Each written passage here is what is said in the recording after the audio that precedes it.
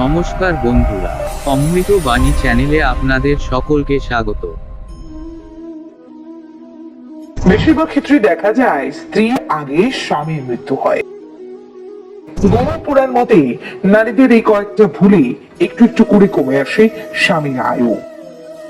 জানেন আপনার করা ঠিক কোন কোন সামান্য ভুলের কারণে আপনার স্বামীর আয়ু কমতে পারে?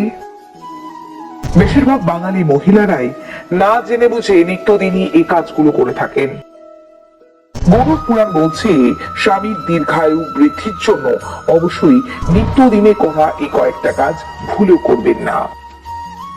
বারবার সতর্ক করছেন বাস্তু এবং জ্যোতিষ শাস্ত্রবিদরা। জানুন কি বলছে গরুর পুরাণ। জন্মের মতোই মৃত্যু জীবনের একটা চরম সত্য। ভাগ্যের লিখনকে স্বয়ং ভগবান খণ্ডন করতে পারেননি। সেখানে আমরা সাধারণ মানুষ মাত্র।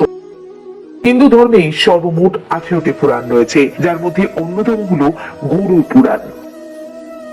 এই পুরাণে মানুষের জন্ম থেকে মৃত্যু পর্যন্ত প্রত্যেকটা বিষয় উল্লেখ করা হয়েছে।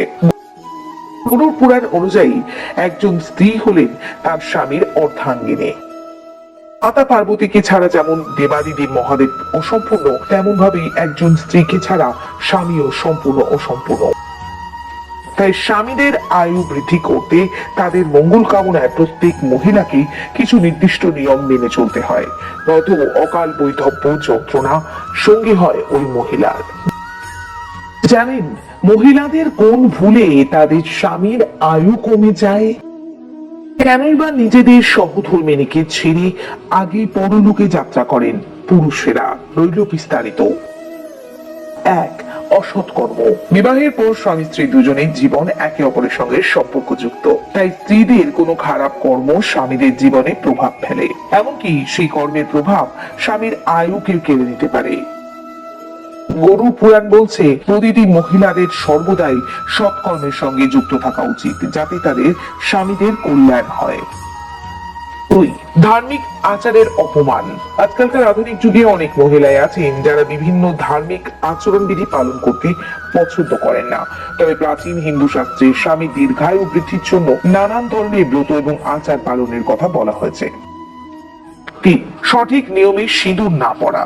হিন্দু শাস্ত্র অনুযায়ী বিবাহিত মহিলাদের জন্য সিঁদুর পরা গুরুত্ব অপরিসীম। মাথার এক কোণে অথবা এক চিলতে সিঁদুর পরা উচিত নয়। সর্বদাই তর্জনী অথবা মধ্যমা আঙুল ব্যবহার করে মহিলাদের সেথি বরাবর সিঁদুর পরিধান করা উচিত, এতেই স্বামীর আয়ু বৃদ্ধি পায়।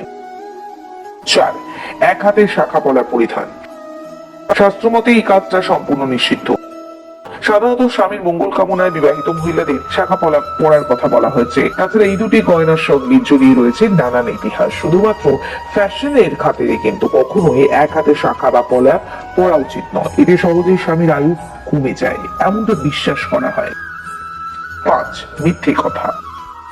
অনেক মহিলারাই ছোট বড় বিষয়কে কেন্দ্র করে স্বামী বা সন্তানকে দিব্যি নিয়ে থাকেন।